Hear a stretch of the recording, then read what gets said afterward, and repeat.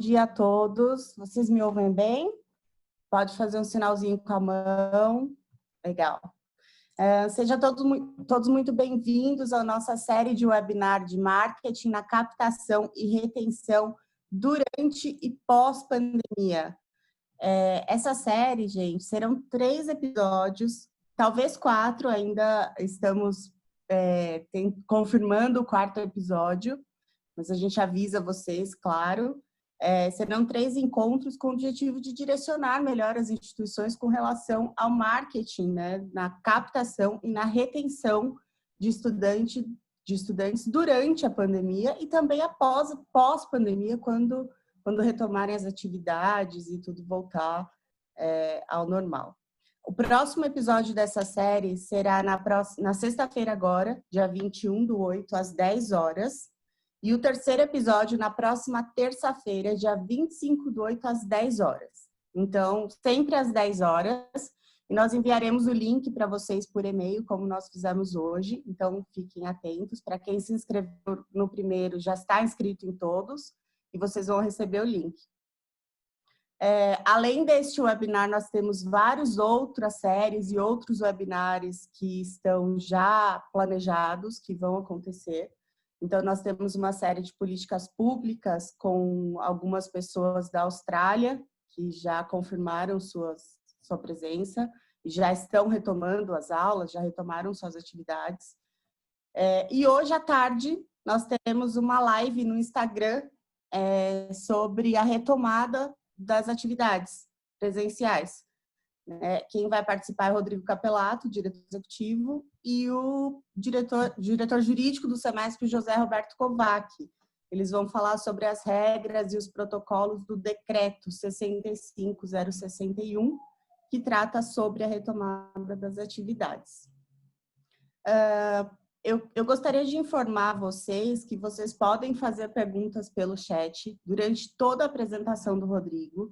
Então, vocês vão fazendo as perguntas e quem quiser fazer a pergunta pessoalmente para o Rodrigo, pode só sinalizar no chat, eu quero fazer pergunta, e ao final da apresentação dele, nós abriremos um debate e a gente abre o canal de vocês.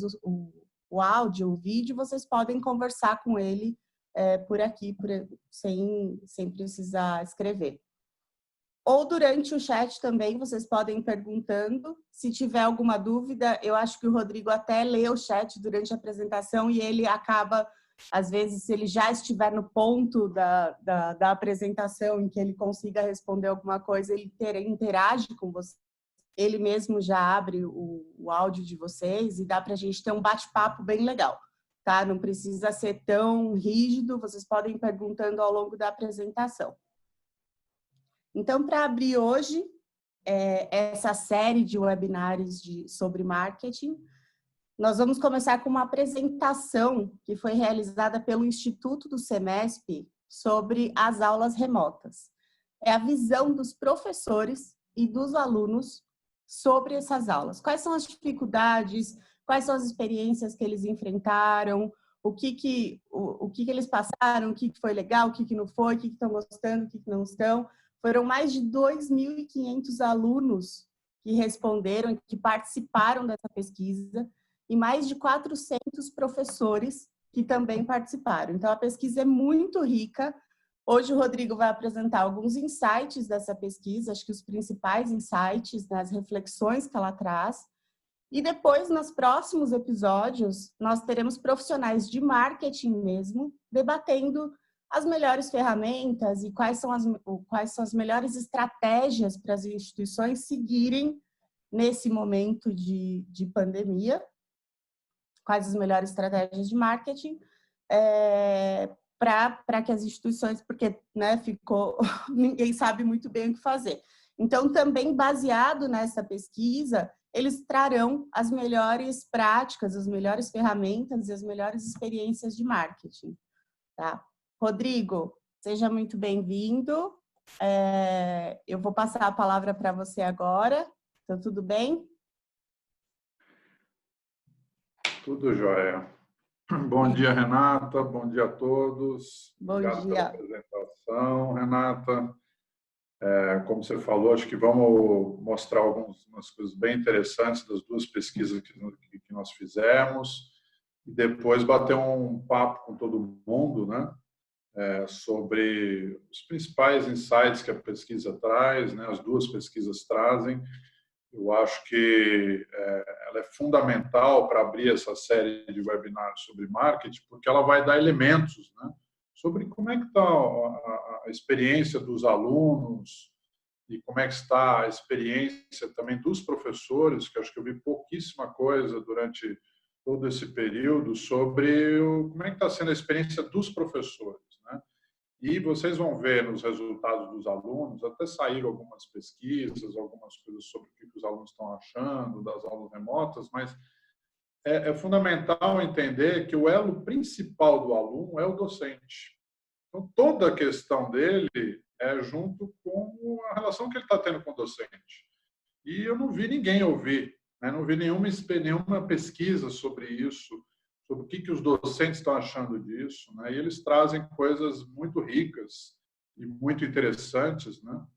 Que eu acho que a gente pode aproveitar. Talvez tem críticas aqui, tanto dos alunos quanto dos docentes, que ao invés da gente olhar com repulsa, né, e falar, pô, somos ingratos, é isso, é aquilo, tal, vamos ver o que a gente consegue aproveitar e trabalhar isso. Eu acho que vai ser fundamental, né, Renata, nos próximos webinários dessa série, trabalhar com esses elementos, né? Como é que eu trabalho redes sociais, mídias digitais, né, tudo isso para conseguir me comunicar, como é que eu trabalho as próprias ferramentas hoje, né, as plataformas, elas viraram, deixa eu só tirar o som aqui, antes que eu esqueça, elas viraram quase que redes sociais, né? Se você pensar, a gente está mais nas plataformas Zoom da vida, né, o Teams, etc., do que dentro do Instagram, Facebook, etc. Hoje em dia, eu, pelo menos, acho que passo mais tempo nas plataformas de interatividade do que no Instagram e Facebook hoje em dia. O tempo inteiro com gente, né, conversando, ou participando de webinar, ou apresentando e assim por diante. Então, Ela vai dar embasamento, né, Rodrigo, para que as estratégias sejam mais consolidadas, sejam mais firmes. Assim, as pessoas vão ter um direcionamento muito melhor. Você não navega tanto no escuro, né? Exatamente, exatamente. Acho que esse é o fundamental. E aí até estou vendo aqui um comentário da Bia, né, já aqui que a Veiga de Almeida rodou uma pesquisa com docentes, né, e aí eu vi que realmente muitas instituições rodaram, né, fizeram pesquisas com seus docentes, e agora vai ser legal o que eu falei que assim, não vi muitas de institutos, de outras entidades, né, que soltaram muito de alunos, mas não saiu de professor. E o que vai ser legal, Bia, até que vocês vão poder comparar, né, uma pesquisa geral com a pesquisa da sua instituição. E é muito interessante porque as duas pesquisas, tanto dos docentes quanto dos alunos, elas vão apresentar os mesmos aspectos, vão aparecer de forma negativa, mas também de forma positiva. Por quê? Tem instituições que trabalham bem alguns aspectos e tem instituições que não trabalham bem esses aspectos. Por exemplo, uma das grandes queixas, né, eu já estou antecipando um pouquinho dos resultados que eu vou mostrar, é a questão do atendimento, né? Esse é um ponto crucial. Tem instituições que são muito criticadas, mas tem instituições que são muito elogiadas. Então, esse argumento ele vai aparecer como um aspecto negativo e também com um aspecto positivo na pesquisa. Entendeu? Então, isso é muito legal para poder comparar. Então, sem mais delongas, né, porque a gente não tem todo o tempo do mundo, e agora com os webinários da vida, acho que o grande desafio agora, a gente começou com os webinários, todo mundo muito objetivo, de repente os webinários começaram a ficar gigantescos, né, as reuniões virtuais gigantescas, as pessoas começaram a aprender a falar e falar demais. Acho que o nosso grande desafio agora é começar a ser mais objetivo de novo nesses modelos virtuais, né?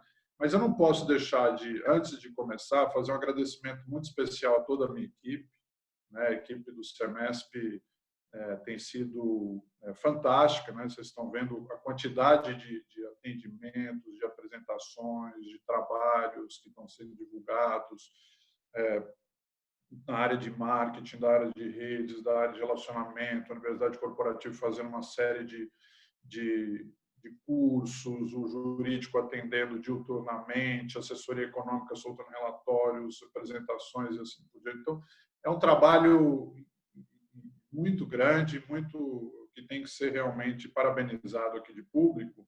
E hoje, especificamente para esse evento, né, eu tenho que fazer um especial agradecimento à minha equipe da assessoria econômica, que é formada pela Kellen e pelo Maurício, né, que são dois estatísticos da maior qualidade, né, e têm feito um trabalho incrível durante essa pandemia. E eles foram realmente muito legais nessas pesquisas, porque as pesquisas elas foram além das perguntas objetivas, né, com alternativas, discordo, concordo plenamente, concordo, etc.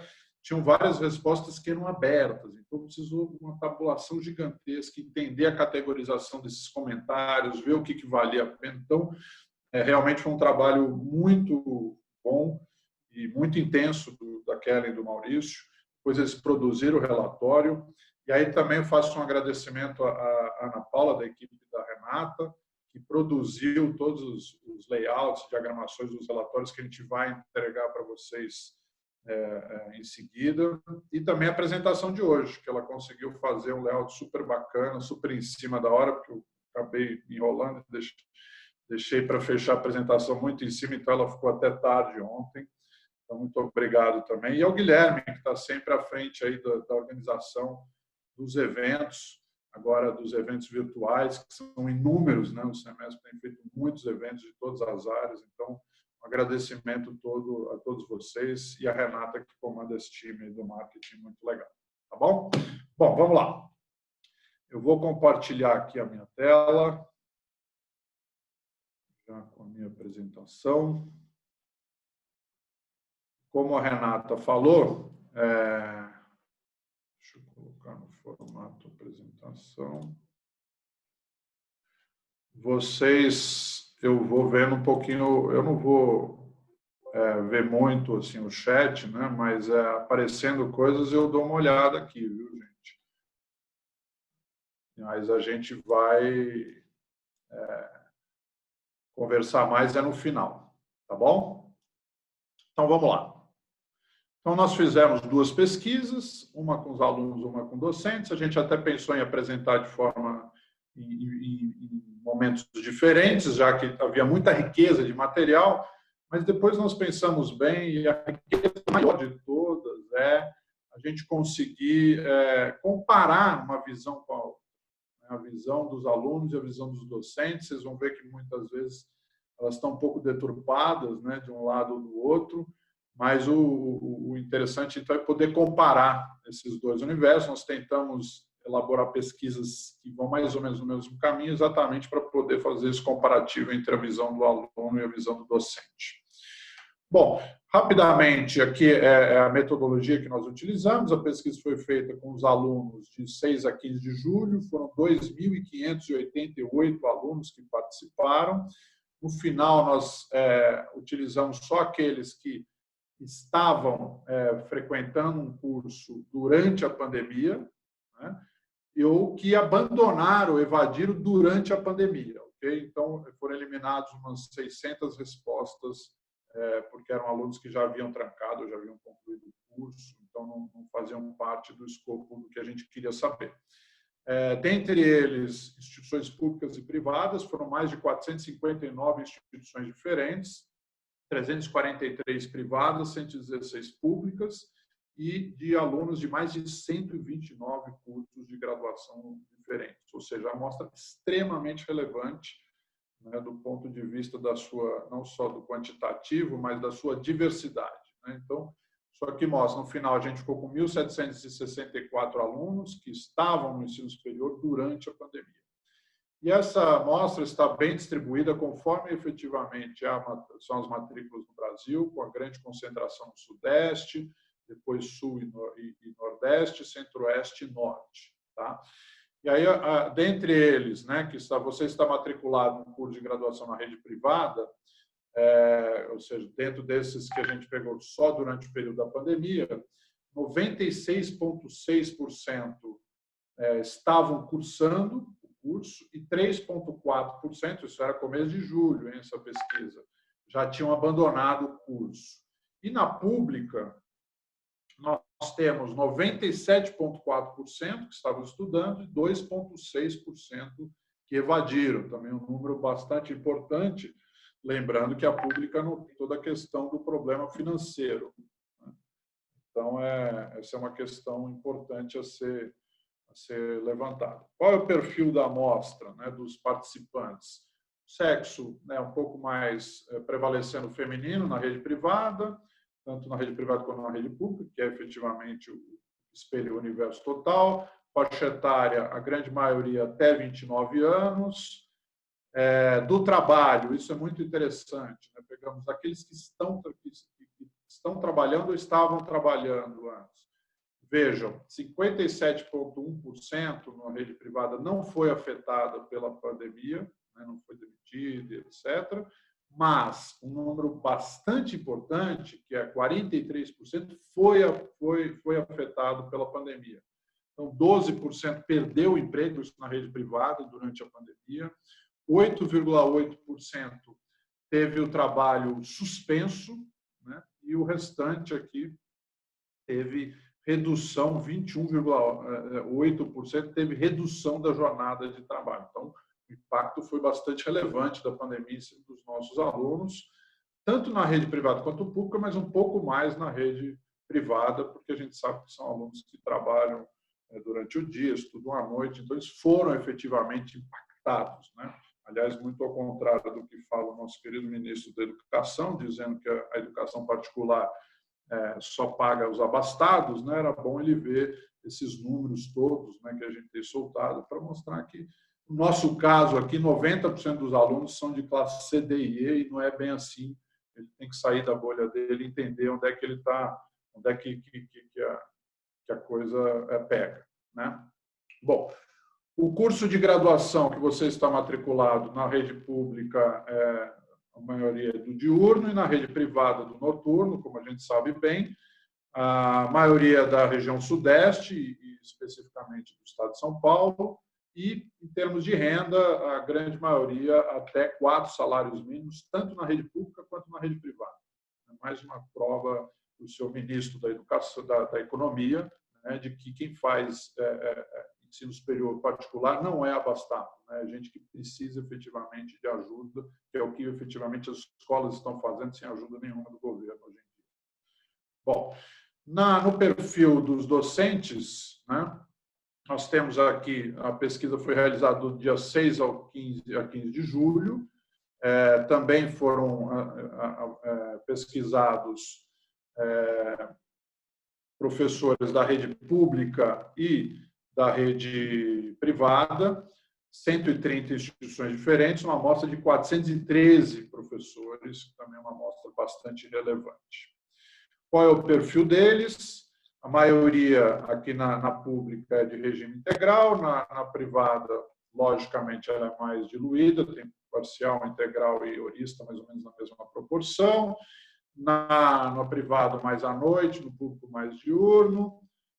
Tanto no privado quanto no diurno, no público, a grande maioria já trabalhava há mais de 5 anos na instituição, isso é interessante. O sexo, uma predominância do sexo feminino na rede pública e mais balanceado na rede privada. Escolaridade, todos, né, tanto na rede privada quanto pública, acima de mestrado, doutorado ou até pós-doutorado.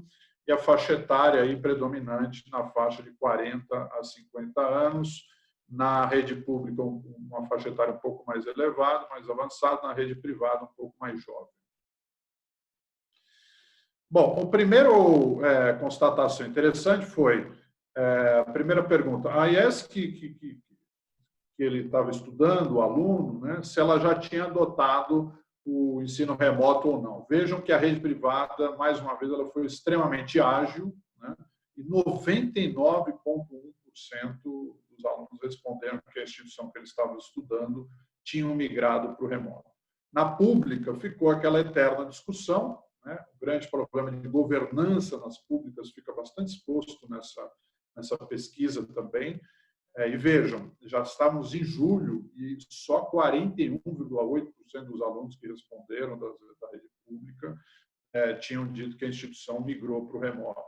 Não há outra solução e, mesmo assim, estão discutindo se vale a pena, se vai fazer, se gera desigualdade, se não gera desigualdade, assim por diante. O tempo vai passando, é o grande problema das organizações públicas, né? Da agilidade, do processo decisório, do modelo de governança.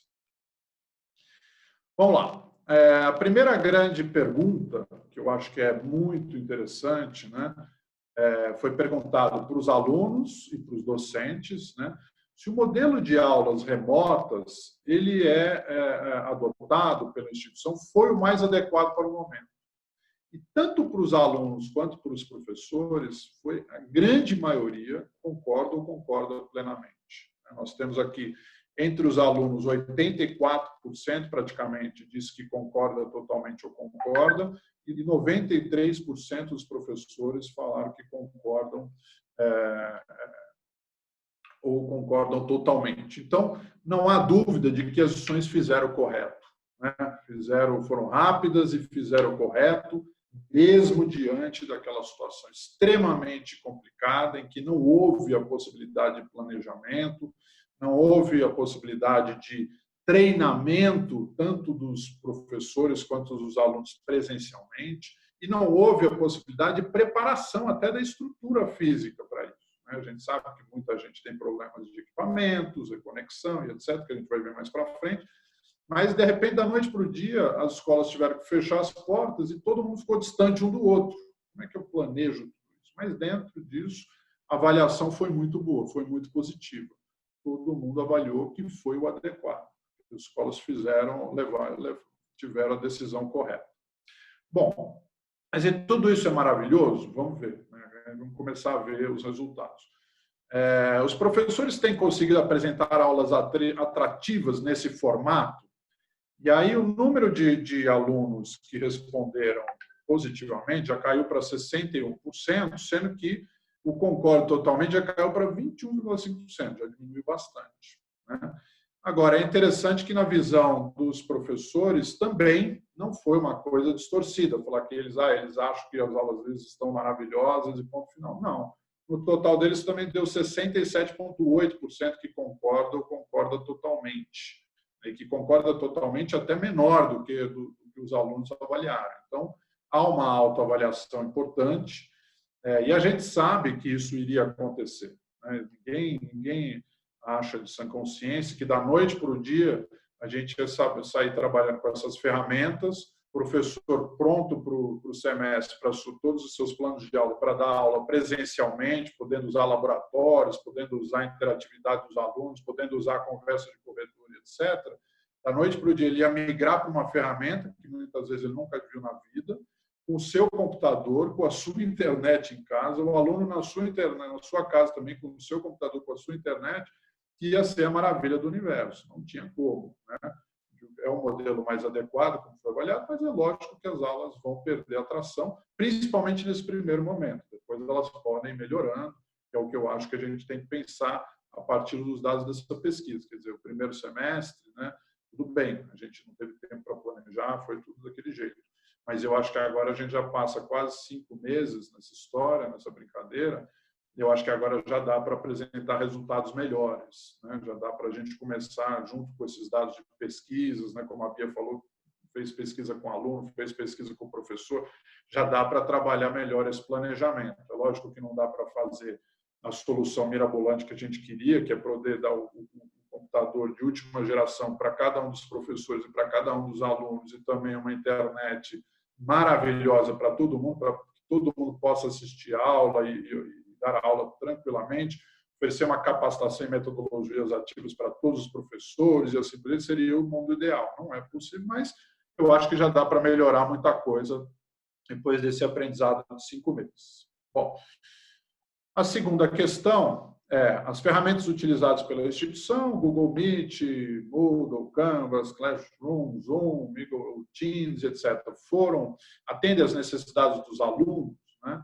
E na rede privada, mais de 70% concordou, e entre os professores, mais ainda, né?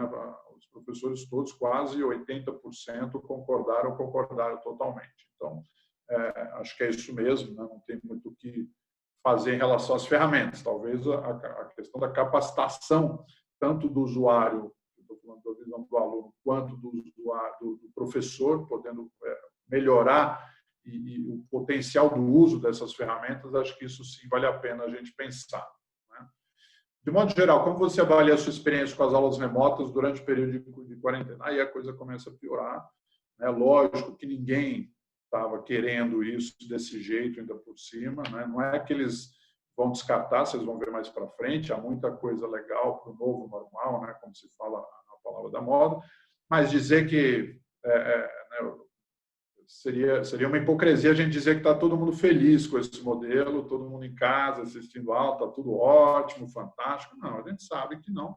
Então, a avaliação caiu um pouco, mas mesmo assim, a gente tem aqui entre os alunos, né, quase 40% aqui avalia positivamente como ótima ou boa essa experiência, né, que avalia como ruim ou péssima não é tão grande, são 26% na rede privada, e regular 27%. Os professores avaliam um pouquinho melhor, né, lógico, eles são os que estão mais protagonizando isso, etc. Não é como um aluno que só recebe passivamente aquilo.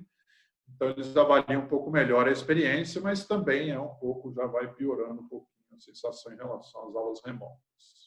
Bom, se a gente separar um pouquinho diante do perfil da amostra, a gente tem que os professores mais velhos, não, desculpa, os alunos, né, isso é bem interessante, mais velhos, acima de 30 anos, são os que avaliam melhor a experiência, e geralmente são pessoas mais maduras, que gostam mais de ter o seu tempo em casa, que tem muito menos tempo, que tem família, etc. Então, esse modelo se encaixa melhor. É como a questão do EAD assíncrono, né? Geralmente é o aluno mais velho que faz. Então, ele avalia melhor.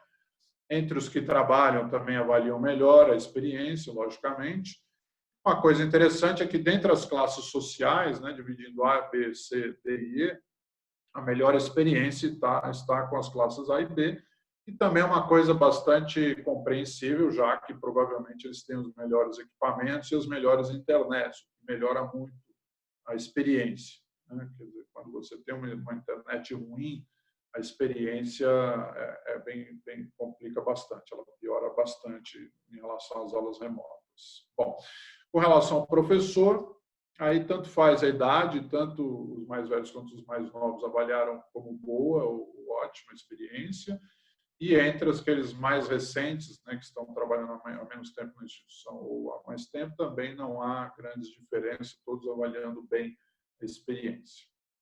Bom, aí vem um grande problema, né, que eu acho que é um dos grandes desafios que a gente tem, que a gente já pode trabalhar para agora, né, que surgiu muito entre os professores, um dos grandes problemas que eles têm comentários falando sobre isso, né,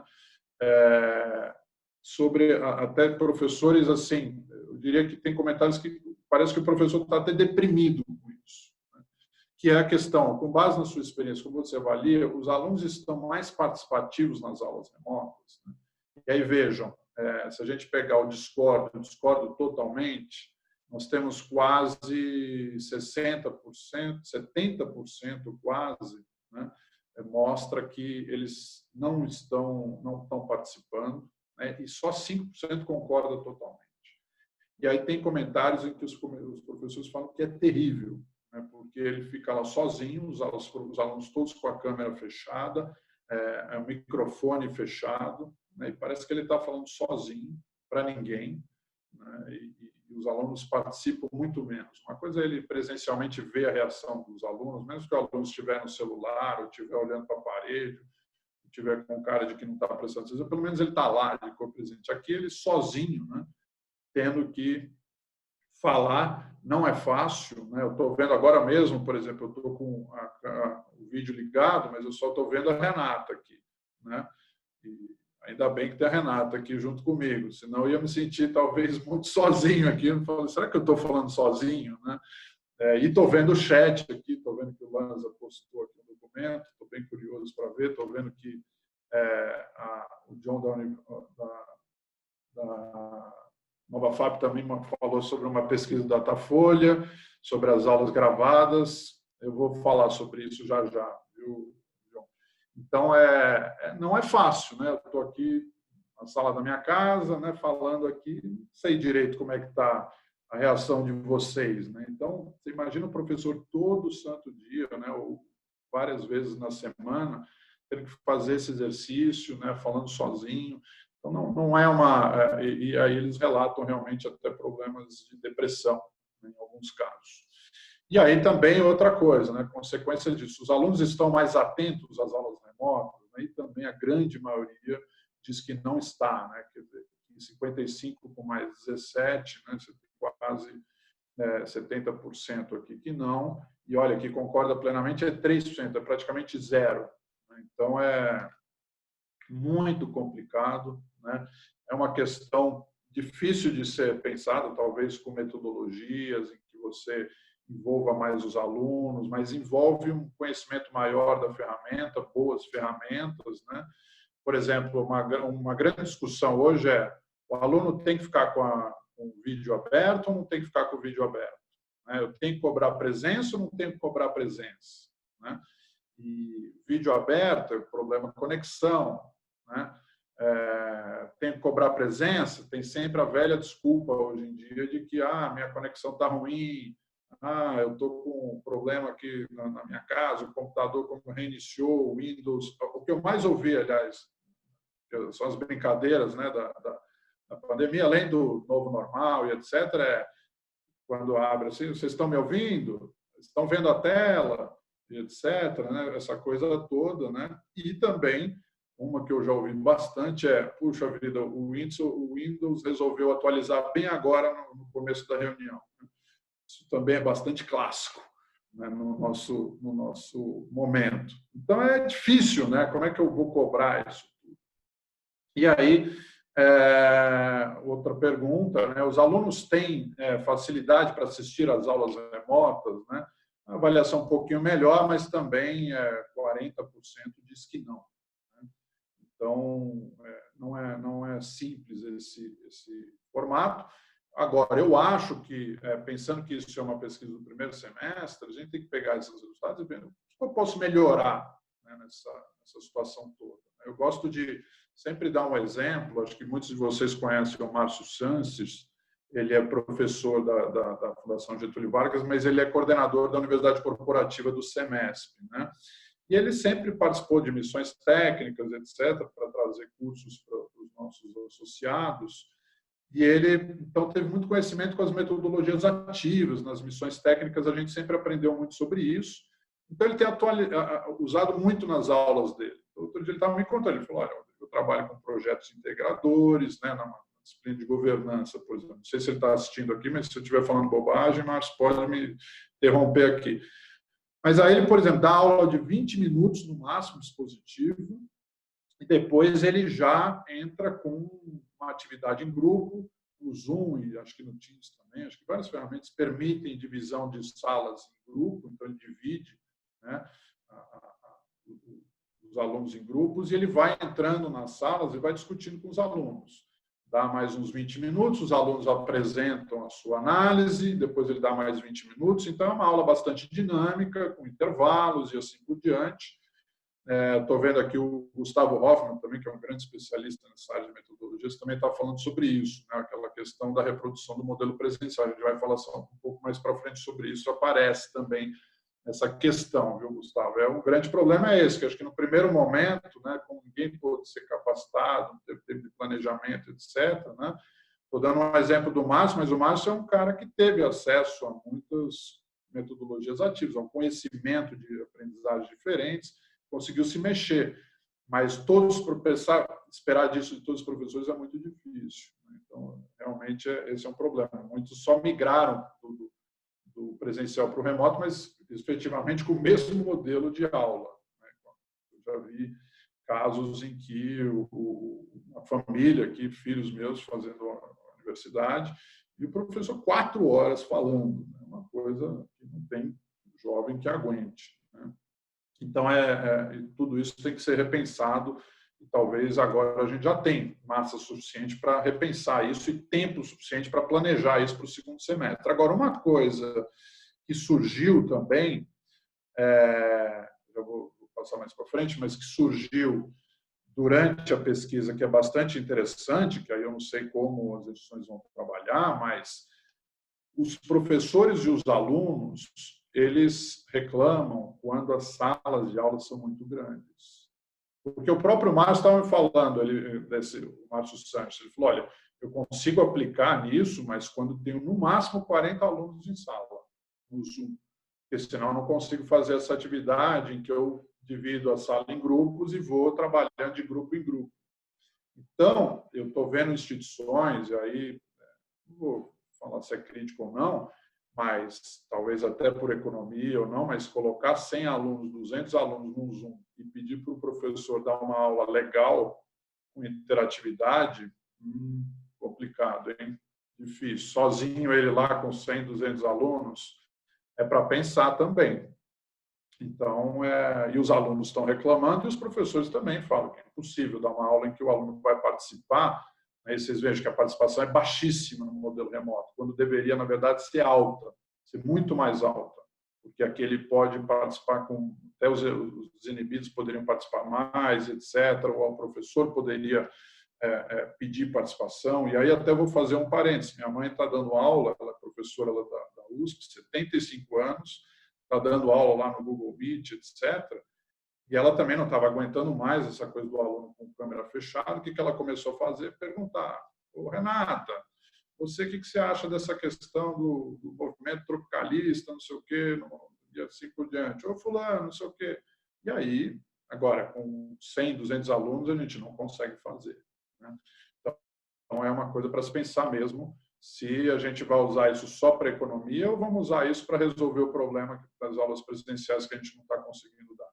Então, eu acho que eu estou falando isso de uma forma crítica, porque também depois vem as críticas dos alunos pedindo desconto, e aí a gente tem que ter argumentos, né? E se eu tinha 50 alunos numa sala de aula e agora eu tenho 100 alunos, 200 alunos no Zoom, qual é o meu argumento para o aluno para dizer que eu não estou economizando? Eu vou falar isso porque é a experiência própria do meu filho, que está no ensino básico, no ensino médio, e a escola fez isso. Eu não gostei nem um pouco, né?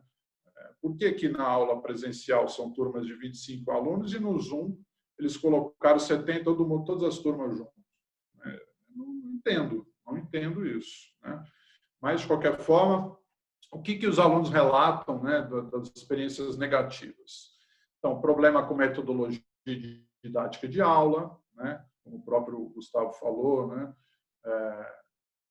Nós vamos falar aqui, eu estou vendo a Renata Perreno falando da avaliação também, vai falar, isso é um outro problemão que aparece aqui, mas o problema da didática, né, os professores só efetivamente remontando o mesmo modelo da presencial no formato remoto, e aí dificuldade de concentração e adaptação, isso é muito complicado, porque também tem o problema do equipamento, então se a internet é ruim, facilmente ele se desconcentra. Se ele está num ambiente com muitas pessoas, ele não tem uma escrivaninha, um lugar para ele ficar sozinho assistindo, a chance dele dispersar é enorme, para não falar na questão do compartilhamento de equipamento. Então, dificuldade de concentração, problemas com a internet, isso é muito comum, com os equipamentos, as ferramentas, baixa qualidade da aula online e valor da mensalidade. Então, esse é um problema que os alunos, a gente tem feito várias campanhas, né, eles entendem, eles acham que nesse modelo remoto a escola está conseguindo ganhar alguma coisa. Teoricamente, ela não está ganhando nada, porque se os professores estão dando aula no mesmo horário, com a mesma dedicação e etc., não há economia zero nessa história. Então, isso é uma falácia. Agora, se ela está fazendo salamento com 30 alunos botando numa sala de 100, aí ela está dando margem para o aluno reclamar mesmo, né? Então, cuidado com essas questões, né?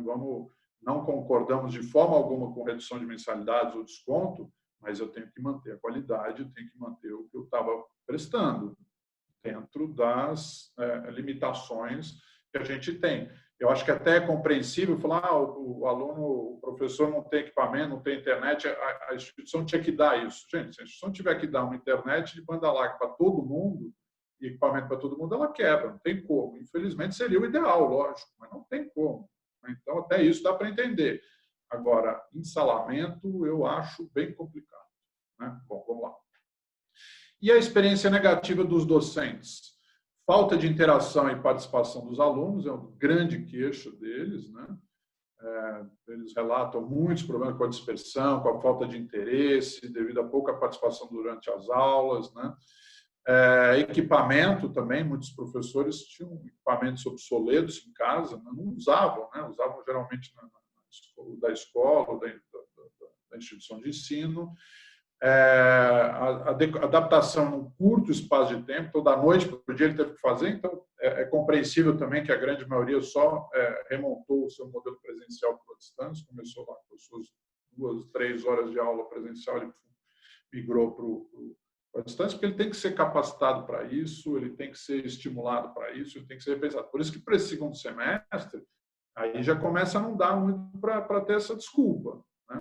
Eu acho que aí já dá tempo de ter tido um período para refazer os planos de aula, para repensar a metodologia, para ver o que dá certo e o que não dá certo. Então, eu acho que agora já não tem muito mais essa desculpa, tem que melhorar. Problemas com a internet, como a gente falou, e metodologia de aula. Eu acho que tem que tomar cuidado, porque muitos professores nunca tiveram acesso, né, ao que pode ser feito em termos de metodologias e assim por diante. A positiva tem muita experiência positiva, então facilidade na adaptação com aulas remotas, os alunos, né, isso dos alunos, dedicação dos docentes, eles falam muito bem dos docentes, o quanto os docentes se desdobraram, fizeram um trabalho intenso. Então, é importante valorizar muito essa relação com os docentes. Gente, o elo já era no presencial, basicamente, o elo era docente com aluno, mas eu tinha toda a experiência do campus, eu tinha todo mundo envolvido, tinha atendimento, etc. Hoje, o elo do aluno é com o docente único e exclusivamente. Ele não vê a cara de mais ninguém da instituição, ele só vê a cara do professor. Então, se vocês não cuidarem muito do docente, é ele que vai fazer o aluno desistir, no limite. Então, muito cuidado com o que vocês estão deixando esses professores na frente dos alunos. É o ponto. E há uma queixa generalizada de atendimento. Então, por quê? Porque o aluno não está tendo contato, ou o professor não está dando conta, ou porque o coordenador não está falando com ele, e assim por diante. Eles falam muito bem dos docentes. Otimização do tempo e do dinheiro, isso aparece, eles gostam dessa questão de não ter que se deslocar todos os dias, né, de não precisar ter que comer na cantina, poder ficar em casa e assim por diante. Metodologia de aula, do mesmo jeito que aparece como negativa, aparece como positiva. Por quê? Porque tem gente que faz coisas muito legais. E a gente tem feito uma série de webinars, né, inclusive junto com o consórcio STEM também, para tentar trazer o máximo de práticas legais que estão sendo feitas, que estão sendo bem avaliadas, porque precisam ser utilizadas para os alunos. Quer dizer, se tem gente avaliando bem, é porque tem coisa legal. Vamos ver o que está sendo feito, vamos aproveitar isso, né? E o suporte também, do mesmo jeito que o atendimento é pessimamente avaliado para grande parte dos alunos, também é muito bem avaliado. Por quê? Porque tem gente que está conseguindo fazer um atendimento legal, uma forma de comunicação bacana, né, com os alunos. Então, tudo isso tem também as boas práticas para a gente explorar. E da parte dos docentes, né, eles gostaram do aprendizado que tiveram com as ferramentas, né, nunca tinham tido acesso às ferramentas. Parece que foi muito interessante o trabalho colaborativo entre os docentes. Eu acho que as instituições perdem uma oportunidade de fazer isso acontecer. Eles estão se organizando sozinhos. Os depoimentos mostram nós fizemos um grupo de WhatsApp e começamos a trocar experiência para nós mesmos. A instituição deveria fazer esses grupos, montar esses grupos com o seu coordenador de curso, que esse é o papel do coordenador, que é gerir a sua equipe de professores e estar integrado o tempo inteiro. Eu vejo minha equipe do semestre, né? A gente se fala toda semana, tem reunião toda semana, durante a semana também, estamos sempre juntos, né? A Renata, com a equipe dela, fez uma coisa que é super bacana. Eles deixaram uma sala do Zoom aberta o tempo inteiro, né? Fica lá com o microfone desligado, a câmera desligada. Quando alguém quer falar, opa, ô Renata, o que você acha que eu faço assim, etc. Ô Guilherme, você viu isso aqui? Ou seja, é como se tivesse quase que presencialmente, está o tempo inteiro o Zoom ligado. Por que um coordenador não pode fazer isso com professores, por exemplo, ou pelo menos em algum período, né, se fazia isso presencialmente? Então, são coisas técnicas que dá para a gente adaptar. Novas metodologias de ensino, gostaram bastante. A flexibilidade, eles também gostaram bastante, né, da questão de não precisar se deslocar, né, ter mais tempo disponível para as atividades pessoais. E surpresa com o modelo remoto. Quer dizer, ninguém imaginava e, de repente, né, bom, veio e foi uma grata surpresa para muita gente. Aqui alguns... vou correr um pouquinho aqui, que a gente está falando, eu estou falando muito. Alguns comentários, né, que tiveram, então vejam, daquilo que eu falei, dos alunos. Os professores devem inovar a didática, a dinâmica de aula é diferente da aula presencial, devem se adequar. Achei melhor, evita deslocamentos e perdas de tempo necessário, o aprendizado não foi prejudicado em nenhum momento. Aí vem o outro, ó, cansaço mental, conexão ruim, dificuldade de concentração, professores se esforçando, mas a universidade não deu suporte. No final, demitiram professores e deixaram a gente com palestra. Dificuldade de pagamento da mensalidade. Acredito que o formato pode ser utilizado nas disciplinas EAD para atrair alunos e assim por diante. Então, tem uma série de comentários aqui muito ricos, né? Minha experiência, no geral, foi boa, pois não perdia tempo com deslocamento para a faculdade. A experiência com alunos tem sido péssima. São várias as dificuldades, entre as quais dividir o note com demais membros da... Imagina dois filhos numa casa, só tem um computador, e os dois têm aulas, os dois estudam de manhã. A escola precisa pensar nesses casos também, né? Será que eu não consigo fazer uma flexibilidade de horário? Não sei. Também não é fácil, é bem complexo resolver isso. Mas e aí, como é que ele faz? Quem vai assistir a aula? Né? Cada hora é um, então ele sempre vai perder uma aula em relação ao outro. Tem gente que pede para a aula ficar gravada, mas a gente sabe das questões de direitos de imagem, etc. Então, não são fáceis. Né? E dos docentes? Alguns comentários. Ó. Aprender rapidamente foi um desafio, porém achei uma alternativa fantástica para o momento. Dificuldade de conexão, de adaptação dos conteúdos do presencial para online, dificuldade de adaptação de rotina pessoal, aumento de trabalho na modalidade remota, dificuldade de disponibilizar materiais online, como livros de biblioteca, e assim vai. Difícil adaptação e desconhecimento da ferramenta, são aquelas dificuldades que a gente viu e que a gente sabe que iam ter mesmo. Algumas sugestões, só que eu não vou entrar aqui, porque depois esse material vai ficar disponível para vocês, eu estou com medo do horário, tem muita coisa para a gente mostrar, tá? Mas tem uma série de sugestões legais que vale a pena vocês explorarem para pensar numa melhor experiência, principalmente agora para o segundo semestre. Bom, baseado na sua experiência, agora vem uma coisa bem interessante, que a gente tem discutido bastante, como é que vai ser depois da pandemia, o famoso novo normal. Né? Como é que isso vai acontecer? E vejam, tanto os alunos quanto os docentes, né, mais ou menos metade deles falam que gostariam de continuar totalmente no presencial. Tá? Mas a outra metade já mudou de ideia, né? Pensando que eles estão consumindo o ensino presencial, né? Que foi o que mudou para as aulas remotas. Então, você veja, entre os alunos, 18,8% no privado gostaria de continuar com aulas ao vivo e mais 21,7% gostaria que o curso fosse disponibilizado parte online e parte presencial. E ainda tem um percentual que gostaria das aulas gravadas, ou seja, quase metade já está falando em continuar com a sua experiência. Então, não há dúvida de que a gente tem que aproveitar essa riqueza que foi essa experiência das aulas remotas, né? Com as aulas síncronas, hein? Cuidado, as experiências todas que nós tivemos, as pesquisas todas que nós tivemos, principalmente o aluno que contratou o presencial, ele reclama bastante das aulas assíncronas quando o pessoal joga para os 20%, 40% da carga de EAD. Tem muita coisa boa? Tem. Mas cuidado que eles reclamam bastante. Agora, nas aulas remotas, talvez seja uma grande forma de resolver isso. Eu acho que eles vão topar com muito mais facilidade. E os próprios professores também gostaram dessa experiência. Eu acho que o novo normal pode muito bem combinar aulas remotas, né, sem a necessidade de deslocamento dos docentes, dos alunos, né, diminuindo até a necessidade de espaço, de pessoal administrativo, etc., né, combinando atividades presenciais, que aí você explora mais a interatividade, o protagonismo do aluno, atividades laboratoriais, práticas, etc., e deixo para aquelas aulas expositivas. O aluno não precisa se deslocar de 2 horas para chegar na instituição, seja numa cidade grande, seja porque ele mora numa cidade vizinha e assim por diante. Tá? Aqui é interessante ver dentre os cursos, né? Então, veja, aqueles que gostariam de continuar com as aulas totalmente presenciais, são principalmente dos cursos que têm muita aula prática. Então, odontologia, fisioterapia, mesmo arquitetura, enfermagem, medicina, tá vendo? A grande maioria das aulas, dos cursos tem aulas práticas, porque eles perdem efetivamente muito, né? Grande parte do conteúdo desses cursos é prático. E aí você não tendo, no remoto, realmente perde muito, apesar da gente estar com algumas experiências interessantes de virtualização de aulas práticas, mas perde, né? E muitas delas, as manuais, são impossíveis de serem feitas.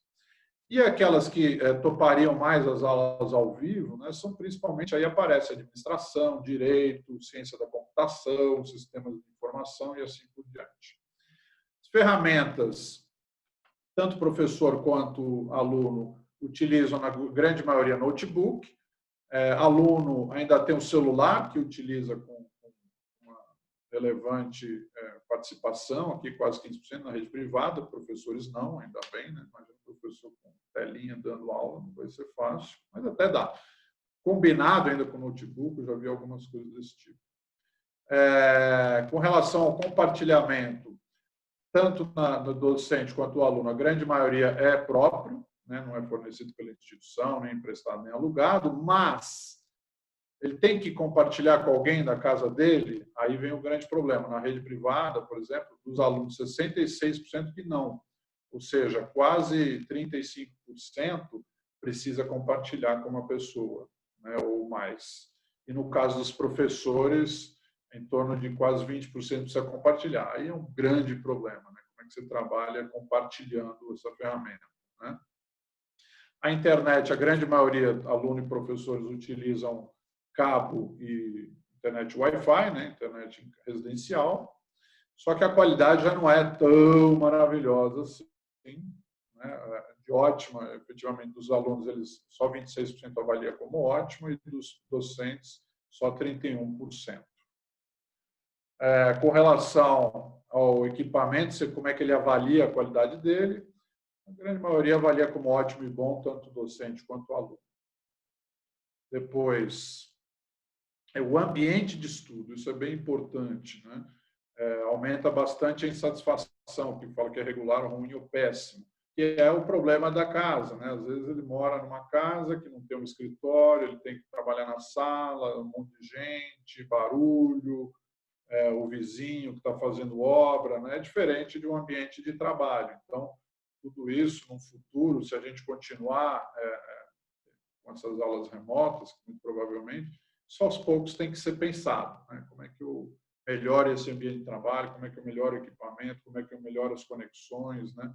Aos poucos tudo isso pode ir melhorando, mas é um problema para todos eles.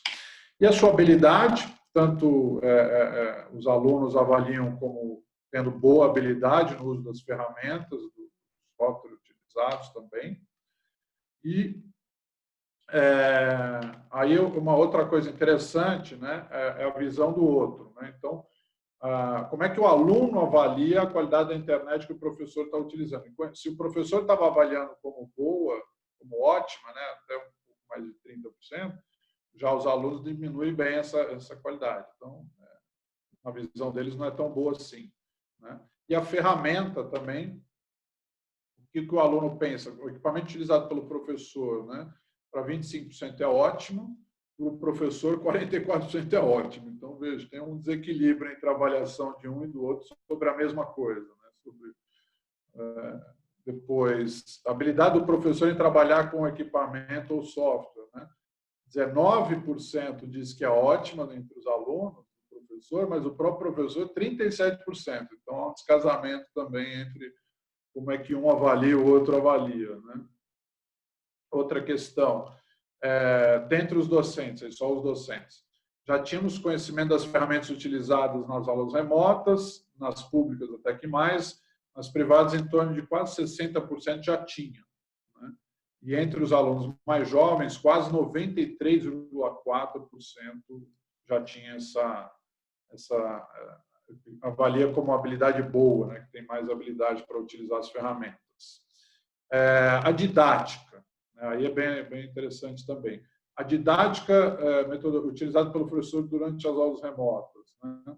Então, os alunos avaliam, só 18,6% na rede privada avalia como ótima ou boa, como ótima. Na rede pública, 13,3%. Eu tenho falado pouco da pública aqui, mas as avaliações da pública são sempre piores, porque, de novo, é aquela questão da governança, né? O aluno com baixíssimo... o professor com baixíssimo apoio, né, dos departamentos, tanto para equipamento quanto para metodologia, não sabe nada. São jogados lá para darem aula, não tem alguém que toma um poder de decisão, não tem um gestor, não tem uma liderança, é bastante complicado. Eu sei de relatos de pessoas que eu conheço que estão dando aula nas universidades públicas, estão bastante desgastados porque estão jogados, né? Efetivamente, eles não têm treinamento de nada. Então, é complicado. Agora, sobre a ferramenta utilizada, então, vejam aquilo até que o Gustavo falou, também a Renata também falou, é exatamente a mesma da usada na presencial, um percentual bastante significativo, né? O tempo de aula foi reduzido, isso para a pública foi bem grande, mas para a privada não, que é chamar a atenção, porque não dá para fazer no mesmo tempo, as aulas têm uma dinâmica diferente. O tempo de aula se manteve diferente, porém com menos momentos expositivos e mais interatividades, pelo menos aumentou. Usou outra metodologia. E aí, para quem gosta de metodologia, o que eles colocaram de outras metodologias que utilizaram? Metodologias ativas, como geral, adequação de conteúdo com vídeos, imagens, estudos de casos, cultura maker, né? Então dá aula e faz o aluno fazer em casa, sala de aula invertida, pre-instruction, quiz, videoaulas, discussões. Então tem uma série aqui as pessoas estão tentando se reinventar e utilizando metodologias diferentes para tornar a aula um pouco mais atrativa nesse modelo. Qual tipo de avaliação está sendo utilizado durante as aulas remotas? Aqui é um grande problema, né? O Renato Bernal falou sobre isso. Esse é um grande desafio. Que vocês vejam, tanto na rede privada quanto na pública, uma grande maioria é prova com múltipla escolha, né? E a prova com múltipla escolha tem um grande problema, que eles colam mesmo, né? Eu tenho um colega meu que dá aula no Instituto de Matemática da USP, né? Ele estava dando aula para 2 turmas na Poli. E ele também está fazendo as tripas corações, porque ele falou que não tive apoio nenhum do departamento, se reinventou lá, imagina a aula de matemática para aluno de engenharia fazendo nesse momento remoto. Bom, ele chegou nas avaliações, ele falou, é tudo múltipla escolha, e as notas, que antes eram lá embaixo, a gente fez uma comparação da curva, né? Agora é tudo 8, 9, 10. Então, é desesperador, né? E é desestimulador. Do mesmo jeito que você tem o desestímulo do professor, isso foi relatado também, em que o aluno não participa, o aluno não abre câmera, o aluno não interage, e aí depois ele vai bem na prova, ou seja, ele está colando, o professor, isso é um desestímulo, vocês não têm ideia o quanto ele se sente quase que nada no meio disso tudo. Quer dizer, eu estou dando aula para quê? O aluno não assiste, não abre a câmera, não interage, depois ele cola na prova. Então, não faço mais nada, não preciso. É um desestímulo muito grande. Até que esse meu aluno aqui, um parênteses, esse meu amigo, né, ele falou, olha, eu vou criar um slogan, não contrate engenheiro da Poli formado em 2020, porque as avaliações estão muito mal feitas, né, efetivamente estão tão ruins. Outro dia, conversando com uma instituição, ele falou que a evasão até surpreendeu-os, porque diminuiu. Ele falou, diminuiu, sabe por quê? Porque o desempenho acadêmico melhorou. E era um dos pontos de evasão muito forte, era o desempenho acadêmico. Os alunos começam a reprovar e aí desiste. Só que, como a avaliação está sendo ruim, o desempenho foi melhor e evadiram menos. Então, não é uma evasão reduzida por um aspecto positivo. É uma redução. Então, a questão da avaliação, e aí, de novo, o problema é trabalhar com salas muito grandes, 100 alunos, 200 alunos. Se fizer com 100, 200 alunos, eu vou ter que trabalhar com prova de múltipla escolha mesmo. Agora, aí até pegando o exemplo do Márcio Sanches, ele estava me contando, olha, dá muito mais trabalho fazer prova. Mas se fizer uma prova dissertativa, né, ou até trabalhos, ele falou, tem que combinar a avaliação com uma série de atividades. Né? Então, ele tem que fazer uma apresentação oral, ele tem que apresentar um trabalho, ele tem que fazer uma avaliação que eu vou dar na hora, uma prova dissertativa para ele fazer. Ele pode até colar, mas se ele tiver que escrever aquilo em outras palavras, até do que ele colou do colega, do Google, etc., já vai ser melhor do que uma múltipla escolha. Então, tem que pensar melhor essa questão da avaliação, porque isso efetivamente vai trazer grandes prejuízos para os alunos e principalmente para os professores das turmas seguintes, que vão pegar esses alunos muito mal formados. Então, a gente não quer isso. E vamos lembrar que outro dia nós fizemos um webinar com o INEP, né? E o ENAD desse ano não está sendo feito, mas ele será feito o ano que vem. Eles não vão abdicar do ENAD desse ano, porque ele vai ser feito no ano que vem. É lógico que os alunos que vão se formar, né, em 2021 não vão fazer nada, mas a turma que tem perspectiva para o ano que vem vai acabar fazendo desse ciclo de agora. Tá? Eu estou vendo aqui o Eric dando um exemplo aqui também legal. Estou dando aula. O aluno tem que fazer uma apresentação oral e com slides aparecendo no vídeo com tempo mínimo de 10 minutos. Muito legal, Eric. É isso que eu estou falando. Quer dizer, tem que combinar todas essas atividades. Agora, você concorda, Eric, que se você tiver 100 alunos, 10 alunos, você não vai conseguir fazer isso. Você vai então só fazer isso. Né? Então, tem que ter toda uma logística. E tem que pensar que não dá para ganhar em cima disso, não. Ele tem que tentar minimizar as perdas. Mas, legal, obrigado pela sua colaboração aqui. Então, a questão das avaliações são bem complexas, mas dá para fazer coisas legais. Como o Eric falou, combinando coisas, né? Provas dissertativas, apresentações orais, trabalho em grupo, né? Isso é muito importante, porque você desenvolve também as habilidades e competências necessárias, né? Para quem vai trabalhar no mundo do mercado do trabalho, né? No mundo do trabalho. É você trabalhar em equipe, trabalhar liderança, trabalhar organização, trabalhar tempo, administração de tempo, etc. Né? Então, é isso aí, exatamente. A correção é bem acelerada, né, Eric? Mas sem realmente fica difícil. Legal. Bom, outras avaliações, apresentação oral e seminários, como o Eric está falando, mescla de avaliações com trabalhos escritos, trabalhos orais, quiz, casos reais, avaliação, etc. É fundamental essa questão da avaliação, não é só porque, olha, vamos pegar no pé dos alunos, não, porque se o aluno descobrir que realmente é só fazer múltipla escolha e na hora ele cola tudo, e mais o professor também não tem que se preocupar com o aluno, o aluno não precisa aparecer na câmera, etc., então o aluno vai efetivamente abandonar, não vai deixar de qualquer jeito. E aí a chance dele se desestimular com o tempo é grande, viu? Então, tem que pensar nisso. A Valéria aqui está falando, as avaliações devem ser embasadas, objetivos da aula do professor, os resultados que quer alcançar, sem dúvida. Isso tudo tem que ser também muito bem pensado. Né? Quer dizer, qual é o teu, lá no teu plano de aula, né? O que você pensou em termos de conteúdo técnico, habilidade, competência que você queria atingir, e as avaliações precisam, né, trabalhar isso. Então, se eu quero trabalhar a apresentação oral do conteúdo, que ele tem que vender um projeto, ele tem que saber vender um plano, etc., você tem que fazer uma avaliação que não vai ser múltipla escolha que vai avaliar, né, Valéria? Conforme você está falando. É uma avaliação que precisa de uma apresentação dele, né? Ele precisa se apresentar, mostrar o PowerPoint, etc., como é que foi feito o plano e assim por diante. Então, a avaliação é fundamental, não só para avaliar, mas para efetivamente mostrar para os alunos que aquilo é sério, que aquilo ele precisa se dedicar, porque se você não cobrar dele, ele vai acabar se desestimulando. Então é fundamental mostrar essa seriedade em tudo que está sendo feito. E se eu só fizer múltipla escolha, eu dou a aula lá expositiva de 4 horas, 2 horas. O aluno não está nem aí prestando atenção em nada, está assistindo televisão, assistindo jogo de futebol, está não sei o quê.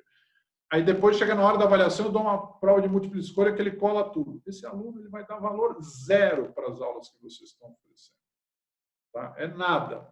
Inclusive, se alguém oferecer a mesma coisa com R$100 mais barato, ele vai migrar para outra. Então, é nesse aspecto que a gente tem que tomar muito cuidado. no que a gente está efetivamente entregando para os alunos.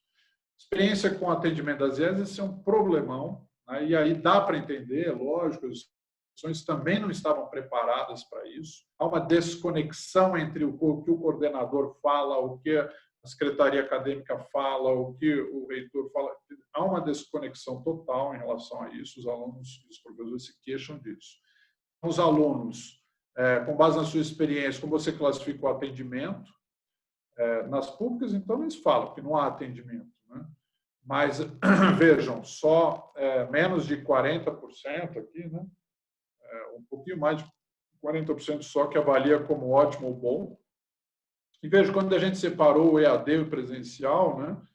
Foi curioso, porque no EAD é excelente, porque o aluno já está preparado, a instituição já está preparada para atender aquele aluno. Mas no presencial ela não está preparada para atender esse aluno agora no formato remoto. Então, precisa, inclusive, até aprender como é que estão essas questões de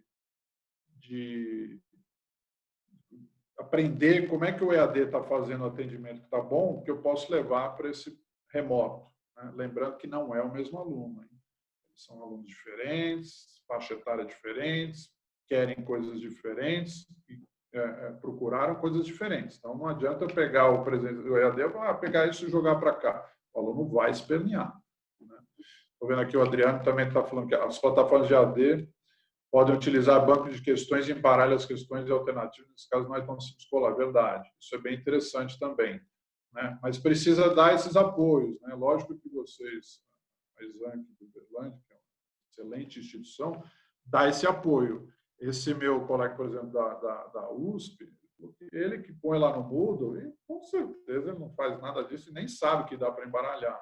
Então, a instituição tem que dar esse apoio efetivamente, porque essa questão de colar é um grande problema, não só pela questão dele colar, mas porque isso gera um descrédito gigante para o curso da instituição. Valeu, Adriano.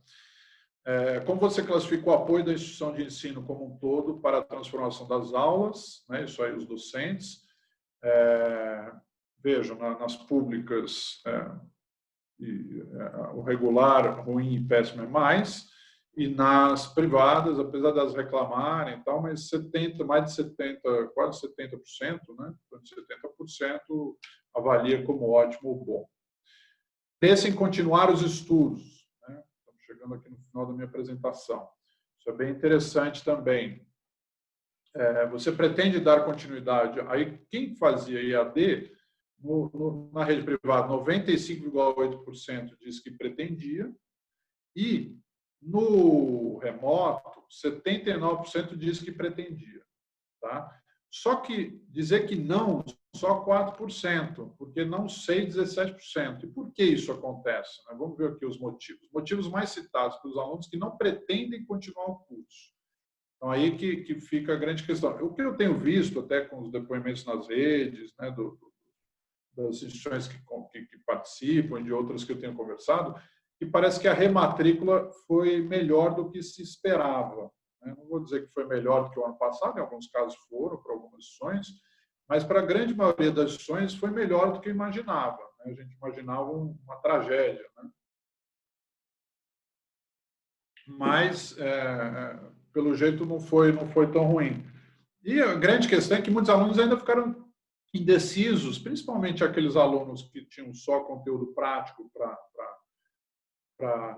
para cumprir, ou aqueles que a instituição não se comunica bem, então ele não sabe direito o que vai acontecer, se vai ter aula, se não vai ter aula, como é que vai ser isso, ou porque a experiência foi muito ruim no primeiro semestre e agora não sabe se vai melhorar. Mas, dentre aqueles que disseram que não pretendem continuar, primeiro, mensalidade de desconto.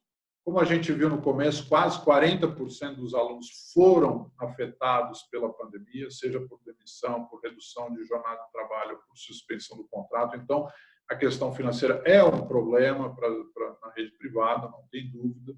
As instituições estão concedendo descontos e principalmente crédito educativo com parcelamento ao máximo que elas conseguem, mas isso é um limitador. Né? E uma coisa também que gerou muito problema para as instituições é que foi um movimento geral, né? Aquelas manifestações que tem que dar desconto para todo mundo, etc. Então, muitas instituições até se retraíram. Poderiam talvez até dar mais descontos, mas opa, será que ele não está se aproveitando do momento e assim por diante? Então, muita gente reclamando e aquela visão deturpada de que porque foi para aula remota tem economia, né? Então, os alunos reclamam muito, pedem muito que tenha desconto. Agora, vou chamar a atenção de novo. Se no segundo semestre instalou, pegou, o aluno tinha aula com 50 alunos, por exemplo, e agora vai ter com 100 alunos, né? Porque a instituição resolveu mandar o professor embora e fez instalamento porque no Zoom não tem problema físico, vai se dar mal, porque o aluno vai reclamar disso. Eu vi alguns comentários, né? E eles vão pedir desconto, né? Problemas financeiros, qualidade das aulas remotas e baixo aproveitamento. Aí a gente tem, inclusive, uma característica de cada um, né? Tem aluno que efetivamente não se concentra. Por mais que a aula seja remota ao vivo, né? Imagina na assíncrona, então nem se fala. Por isso que a evasão no EAD é bem maior, inclusive, no geral. Mas eles têm, mesmo o cara está ali, e aí tem aquela questão toda do ambiente em que ele está, da conexão e assim por diante. A familiaridade que ele tem com a ferramenta. Então, tudo isso. E outra coisa é a comunicação, suporte e atendimento. Quer dizer, se ele não conseguir falar com a instituição, ou tiver com dificuldade, ou não conseguiu fazer a prova, tentou falar, não está conseguindo acompanhar, está pedindo ajuda, etc., e não for atendido, aí efetivamente ele vai desistir. Então, a questão da comunicação é fundamental, né? Na rede pública, o que não aparece são os problemas financeiros, né? Mas aparece muita coisa em relação à incerteza sobre o retorno das aulas, problemas pessoais ou de saúde, dificuldade de adaptação com aulas remotas também, né? É o mesmo problema. Qualidade das aulas remotas e baixo aproveitamento, isso é mais grave ainda nas públicas, porque efetivamente cada professor está fazendo do jeito que dá, e geralmente com plataformas gratuitas, ou seja, precariedade gigante, né? E eles, muitas vezes, têm falta de equipamentos e assim, a internet. Facilidade para pagamento, 60% na rede privada diz que não foi concedida nenhuma facilidade, mas para 40% teve. Né? Teve desconto, teve parcelamento, isso é muita coisa. Tá? Pode parecer que não, falar 60% não teve, 58%. Gente, 40%. Quando a gente teve o FIES, ele não chegou a 40% dos alunos com FIES. Nós estamos agora falando que 40% dos alunos tiveram algum tipo de apoio da instituição. Isso é muita coisa do setor. Isso é o setor, efetivamente, sozinho, sem apoio nenhum, dando a sua contribuição financeira para esses alunos continuarem estudando. Tá? Então, isso é muita coisa. Fora o que já tem de ProUni, o que já tem de FIES, já tem alunos nesses programas todos. Vamos lá. Aí o grau de satisfação, né? Nós quisemos fazer alguma coisa tipo NPS, mas a pergunta não foi essa, porque se fosse um NPS eu teria que perguntar, você, de 1 a 10, você recomendaria a sua instituição para um amigo, né? E não foi essa a pergunta, nós perguntamos de 1 a 10, qual o seu grau de satisfação, tá? Um relatório completo, depois vai ter uma explicação direitinho sobre como é que é feito isso. De qualquer forma, vocês vão olhar isso, né, e vão falar, puxa vida, mas o aluno da rede privada não parecia mais insatisfeito do que a rede pública, né? E aqui no grau de satisfação ele aparece a maioria insatisfeito, 46,1%. O que significa isso? A questão aqui é porque simplesmente o da pública não tem a questão financeira e o da privada tem. E a questão financeira impacta violentamente na insatisfação do aluno. Ele acha que tem que ter uma ajuda, que tem que ter o desconto, ou que ele não teve o atendimento ao problema dele, né? E a gente tem os limitadores. Como eu falei, 40% dos alunos tiveram algum tipo de desconto, ou parcelamento, algum auxílio financeiro. Então, é muita coisa, né? Você não tem milagre. A gente tem feito um trabalho intenso, até tanto no Ministério da Economia quanto no Senado, para aprovar algum pacote de financiamento emergencial. Saiu até no Estadão como o setor privado pede socorro. Não é socorro, é o aluno que precisa de socorro. Esse cara vai parar de estudar. Então, é nesse sentido que eu não olharia com tanta preocupação, efetivamente, esse indicador em si, porque está aparecendo com muito mais insatisfação na rede privada, mas efetivamente isso se deve às questões financeiras. Tá? Essa é a avaliação pior na rede privada. Aí sim, dentre as outras questões, aí sim vale a pena a gente um olhar mais atento. E vejam, quando a gente avalia o grau de satisfação do docente, olha como muda, né? Aí ele não tem a questão financeira, né? Então o grau de insatisfação cai lá para 19,8%, enquanto que na pública é de 31%. E o grau de satisfação, não é nem o neutro, ele é muito maior na rede privada. Então, se a gente extrair, né, aquela questão, se extraísse a questão financeira dentre os alunos da rede privada, eu não tenho dúvida que o grau de satisfação seria bem maior do que nas públicas, inclusive, ou bem maior do que esse que se apresentou, né, independente da gente comparar um com o outro. Sugestões de melhorias para as IES, depois vocês vão ter esse material, mas acompanhar mais de perto o trabalho dos docentes. Eu acho que isso saiu muito, apareceu muito, quer dizer, a falta de conexão com os docentes na ponta, né? E, de novo, ele é o elo mais forte ainda